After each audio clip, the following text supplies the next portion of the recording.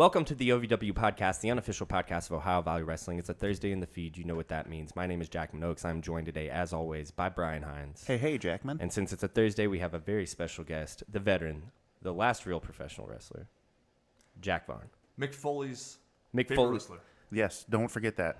Mrs. Foley's baby boy's favorite wrestler. Yes, that's what I tried to say, and Yeah. I realized I messed it up. What was it, man? You get a huge compliment from a guy like that. Mm-hmm. Well, we'll just start there. No better place to start. Mick Foley comes out on international television and says, Jack Vaughn is my new favorite professional wrestler.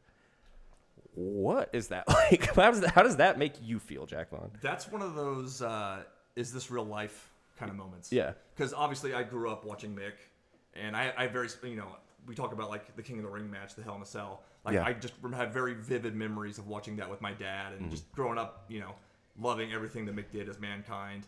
And to just, first of all, just meeting him for the first time was awesome. Sure, yeah. But then to have him because I didn't know what he was saying because that was during the Rumble match. Mm-hmm. And as I'm walking back through the curtain, he's like, Jack, come over here. Let me get your autograph. And I'm like, what is happening? And then everyone was just like, yeah, Mick was just raving about you. Yeah. Wow. I'm like, that is so cool. if I could ask, what was there anything specific he said about you, or just great job? Oh, I mean, Have a nice day. just while I was in the match, he just kept saying this guy's my new favorite wrestler, and no, he loves the look, and I think he likes to put over the mustache. Yeah. Sure. So It's a great mustache. Yeah, fantastic. I've been trying to grow this for 2 months. This is all I got. I have mustache envy. See, Yeah. I can't grow it up here anymore, so I got to compensate. Got to get it right. You kind of fashion yourself over very plainly as an old school wrestler. You're wearing a Terry Funk shirt right now. You're right. What is it about, you mentioned Mick Foley, you're watching during the Attitude Era. Then you start wrestling. What is it about that generation, maybe 2-3 generations before the Attitude Era, that attracts you so much to that era of wrestling? I think it's one of those things where it's the wrestling that I watched growing up. Mm-hmm. And I think, it's kind of like how the bands that you loved growing up, you love them when you get older. Yeah. Right. It's similar to that with wrestling. It's like I grew up watching Macho Man and Undertaker and the late 80s, early 90s WWF and WCW. And that's just always the stuff that I gravitated towards. So when I got into wrestling, that style was still the popular style, very storytelling based, psychology based. It had started to kind of get more towards the indie thing because Ring of Honor had just started. And Ring of Honor, I loved Ring of Honor back when it first started. It was still very heavily story based, but it's just it's kind of progressed. And I think Ring of Honor was kind of the start of that more athletic, work rate style. But it's just because I grew up loving those guys, and it's just the wrestling, the style of wrestling that I grew up loving, and it's the kind that I was taught. Can you put into your own words what the difference is between what you do and what indie style wrestling is? Yeah, I mean, it's pretty simple. To me, wrestling is more about the story and the characters rather than the moves and the spots. And the indie style is much more of the, we're in the work rate generation. Yeah. And I do love, and I've said this before, I love the creativity of modern wrestling, but I feel like a lot of times guys sacrifice good storytelling in favor of being creative. Okay. And when that happens, that's when it loses me, and that's when I lose interest. Do you must feel at some point though that what you do is creative? I do think that what I do is creative. I think what I do is creative because people don't do it anymore. Right. And not to say that I can't get creative with certain spots, but I try to get creative with the way that I tell the story rather than the moves that I do. Well, and I think that there's kind of an element of you too where you acknowledge this other thing going on that you don't do. Is that where the thigh slap came from? Absolutely. What can we delve in a little bit more into that? Sure. So it all kind of started with when I started doing the TikTok videos. Yeah. And that came about because when I started, for people that don't know, I haven't always been the veteran. I've been wrestling for a really long time. I came up with the veteran in 2020. Okay. And really what it was is that I wanted to just be an old school heel. I didn't want anyone to like me. I wanted everyone to just hate my guts. Kind of like JBL. That's kind of one of the people that I really fashioned myself after. Okay. Because even though if you were smart to the business, you hated JBL because of what he was doing. Yeah. And that's kind of what I wanted to do. And it was like, well, what's one thing that like an old school wrestler wouldn't do? He wouldn't do social media. Right. But then it's kind of apparent, like in this day and age, that's very important if you actually want to make your name in wrestling. So what happened was I was at a seminar for a guy by the name of Brutal Bob Evans, who's very well known among wrestlers. And he told me, he's like, Jack, I really like the way that you do your social media, but I really think you need to do video content because it's so popular right now. And he was like, specifically, I think you should do TikTok. And I was like, man, like I really don't want to do TikTok. I've never even downloaded it. I kind of hated it. Yeah. And so I was like, okay, fine, I'll see what I can do. And I filmed a couple videos, and they blew up immediately.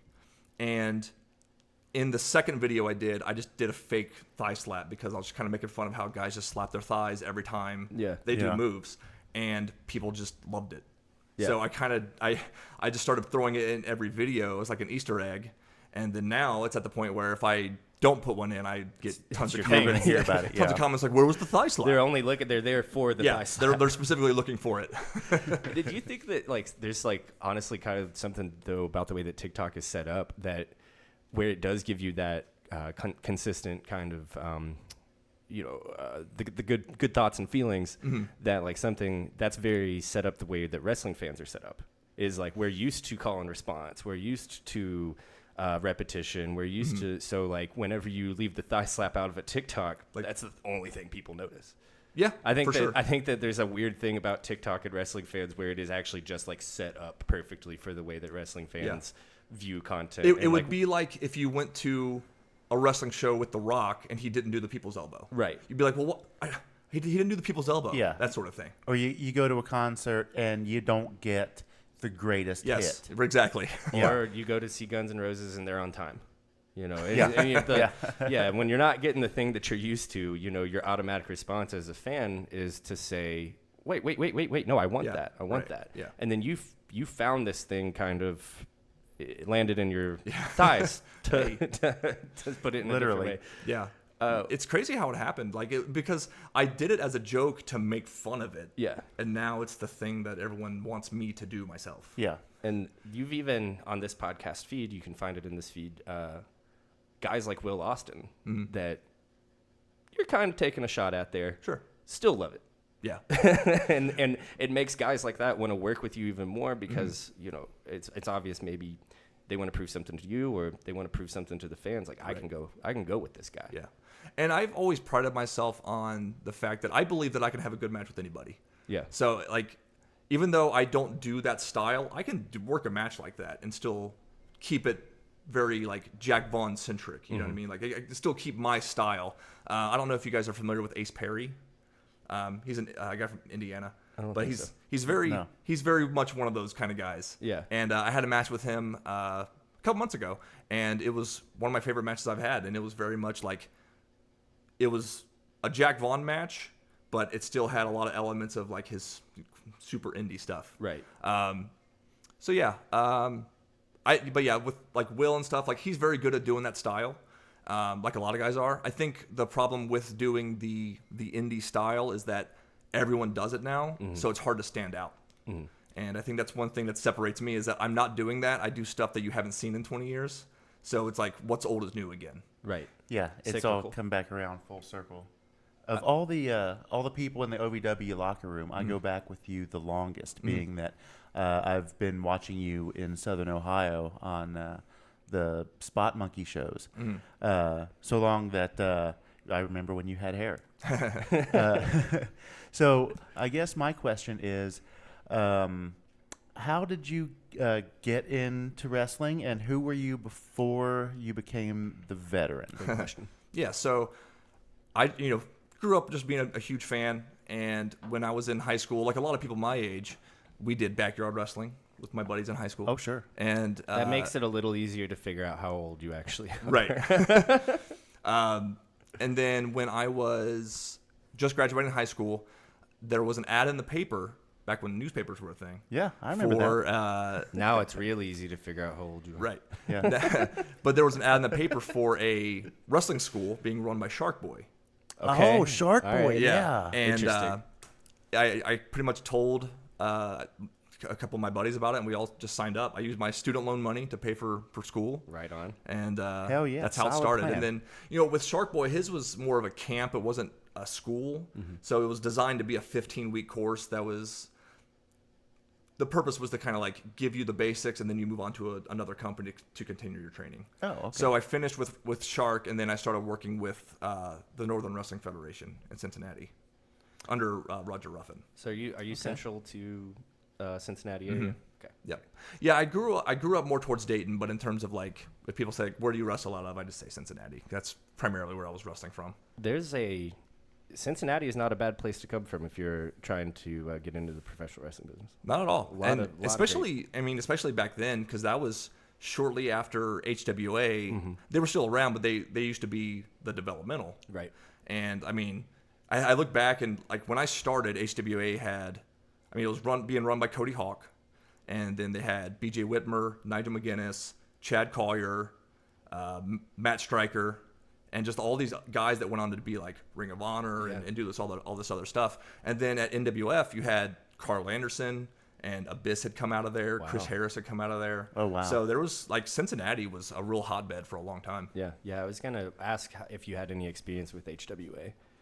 No. So it's funny because it's one of the things I joke about with Cody now, but Cody Hawk did not like me when I first started. Okay. Because I originally finished with Shark Boy. I went to HWA, and I couldn't really afford to pay for the school.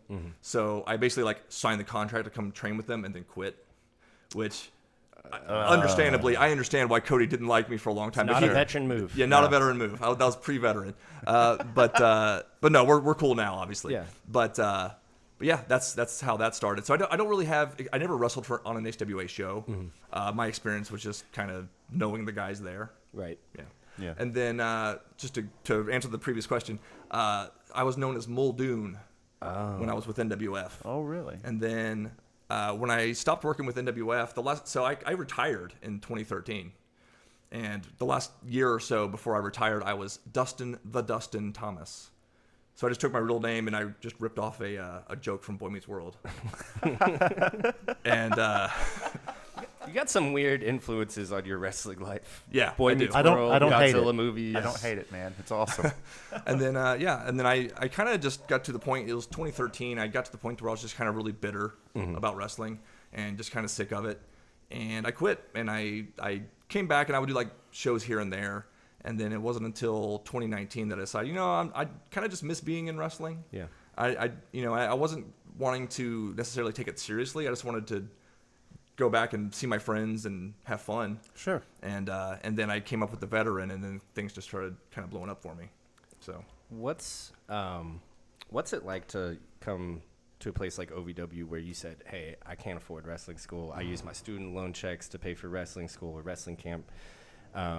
Now you're at a place like OVW where there's this whole generation of guys that are breaking in and they're getting student loan money for the specific purpose of coming to OVW. Yeah. And OVW is like contracted, or not contracted, but it's a registered school in the state of Kentucky, a trade school.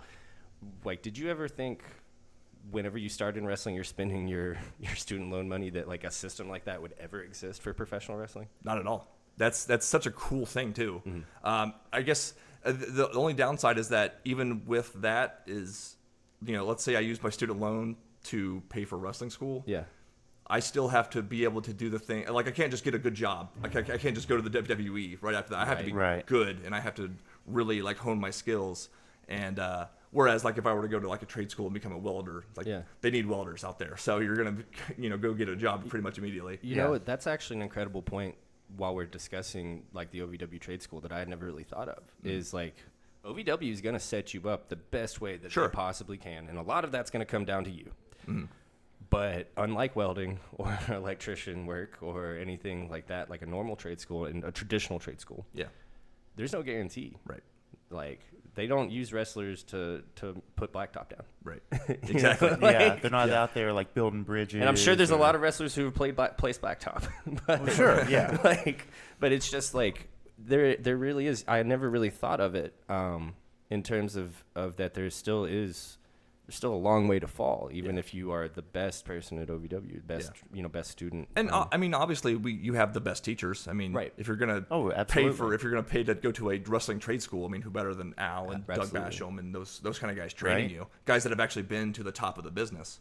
But that's the one downfall, is that like there's no guarantee, no matter what level you're on, like there's no guarantee you're going to be able to support yourself with wrestling. And then you mentioned you retired. You saw very very clearly how hard it is to support yourself with wrestling. Here we are 10 years later, a little over 10 years later. What's one thing you would go back and say to the 2013 Jack Vaughn, Muldoon, about staying in professional wrestling? Or were you at a point with it where you needed to walk away to realize how much you needed it or wanted it? I think I needed to take that time off, because I had just gotten married like a year prior, and just other things had become more important to me. Sure. But I think what I would actually go back to, like, when I first started wrestling and say, like, because I really felt like I didn't do the things that I needed to do to succeed, because I didn't really have a mentor. I didn't have someone tell me, hey, you need to get in cars and go ride with guys to shows.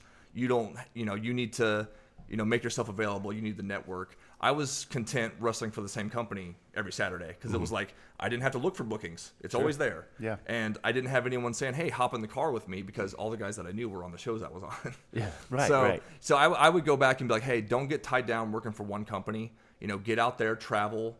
And even though, like, I love NWF, I love Roger and I loved working there, but I feel like I missed out on a lot of the wrestling experience by not getting on the road and sort of having that, like, struggling sort of lifestyle, like a struggling artist. Right.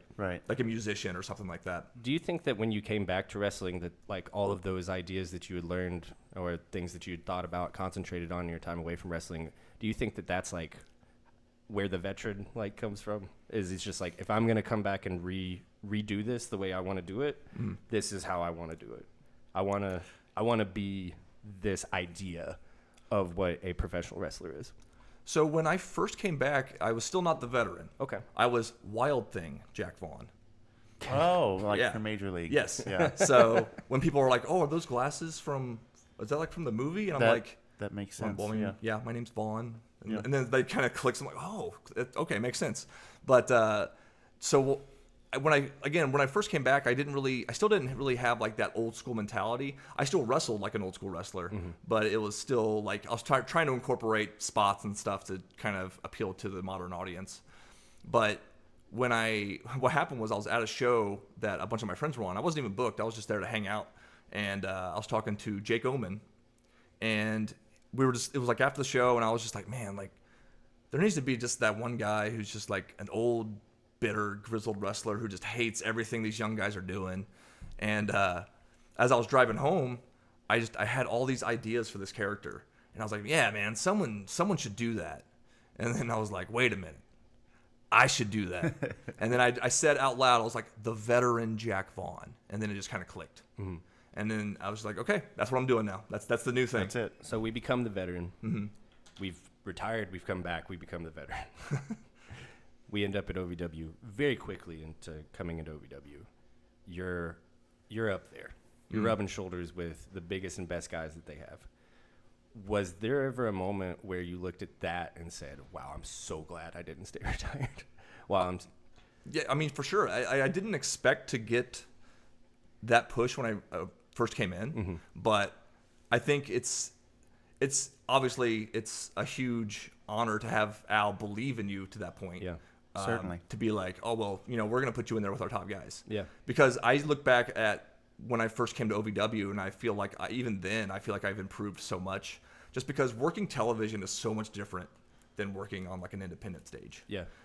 Just having like know where the cameras are at all times and facial expressions and stuff like that. And then, as someone who comes to like the Spot Monkey shows, then you are more familiar with like the independent stuff. You can't miss your times. No. You got to make sure that you're on time. Yeah. Because I don't want to be there for 4.5 hours. Yeah, it's a tight schedule. Does. Right. But no. But yeah, it was a huge like confidence boost for me, because I was kind of I had been doing well on the independents, but OVW is a whole different beast than what I was used to. So just to have that to get that stamp of approval from guys like Al and everybody else was huge for me. So you come back, you get this huge stamp of approval, and then the whole thing catches fire, right? And you are still so integral into these stories that are being told to a whole brand new audience. Is that a lot of weight on your shoulders? I think for some people it would be, but I'm confident enough in my ability to where it doesn't really bother me. And it seems like I actually kind of welcome it. Sure. And I mean, you've plugged away a lot in the past, and it does seem like you're a very thoughtful, smart guy. It does seem like you appreciate a new challenge. Mm-hmm. And OVW is in a place right now where there's a lot of new challenges, I feel like. And that's a good thing to have. Mm-hmm. That's a really good thing to have. Can you just name me some of your accomplishments at OVW, please? 2-time Kentucky heavyweight champion. Okay. And 3-time OVW heavyweight champion. And how long were you in the company before you got championship gold? 2 weeks. That's a huge vote of confidence. That's all you need. These are guys that you grew up watching on television. You retired, you came back. Championship gold 2 weeks in. Man, what? As a fan, that's almost like something if I saw in a book or a movie, I wouldn't believe it. Right. And you're living it. Mm. Are you glad? You glad you came back? I think it was a good move. I think it's worked out well for me. And you know, I when I first came back, I wasn't expecting stuff like this. I kind of just wanted to be back in the business and see my friends. But you know, when it was like when that happened, I started to realize, you know, maybe I do have something here. Like maybe I do have a chance. Granted, I'm a little older, so maybe like the big companies like WWE maybe aren't interested in someone my age, but like I still feel like I have a lot of good years left because I don't work that high impact style. Like my body still feels good. I still feel like I can contribute. So, but yeah, I think coming to wrestling and just for like for this, it's the sport that I love and something that I've loved my entire life. So like the years that I spent away from it, it was like something was missing. Yeah. Like even though I kind of kept track of it and lived vicariously through some of my friends, it's not the same as being able to get into a locker room and feeling that rush when you come through the curtain. Absolutely. On the way out here, can you plug your social medias, including that very famous TikTok? Of course. So pretty much all social media, Twitter, Instagram, and TikTok is Vet Jack Vaughn.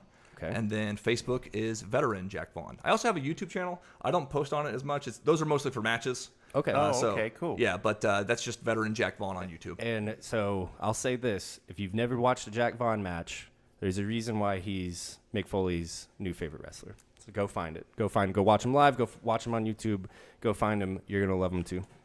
Thank you guys so much for listening. Jack, thank you for coming by today. Yes, thank you guys. Thank you, sir. Love you guys. Wherever you go, there you are.